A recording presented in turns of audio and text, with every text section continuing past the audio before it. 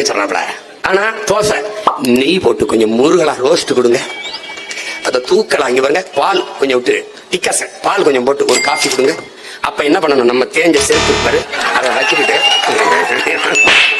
எல்லாம் மூத்தர சந்தத்தில் விட்டு அடிச்சுருந்தா.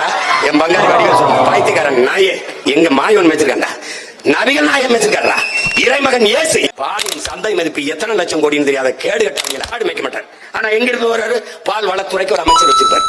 அவர் என்ன புடுங்குறாரு அவருக்கே தெரியாது. நீ ஆடு மாடு வைக்கலாம், அந்த அசிங்க. ஆனா மாப்பிள்ள என்ன பண்றாரு, துபாயில இருக்கு. அங்க என்ன பண்றாரு, ஒட்டகம் வைக்கிறார். நீ ஒரு நோயாளி, தாய்மொழியை மறந்த தற்குறி, டிவிக்கு மாதிரி ஒரு தற்குறி கூட்டணி, ஒரு இளவும் தெரியாது. இத்தனை நாள்ல தமிழ் என்றோ, தமிழர் என்றோ, தமிழர் நிலம் என்றோ, வளம் என்றோ, உரிமை என்றோ ஒரு வார்த்தையை பேசிருக்காரா என் தம்பி? பேச மாட்டாப்ல. நம்ம எல்லாரும் ஒண்ணுதான் அப்படின்னா கட்சி ஆந்திராவில் ஆரம்பிக்க வேண்டியது.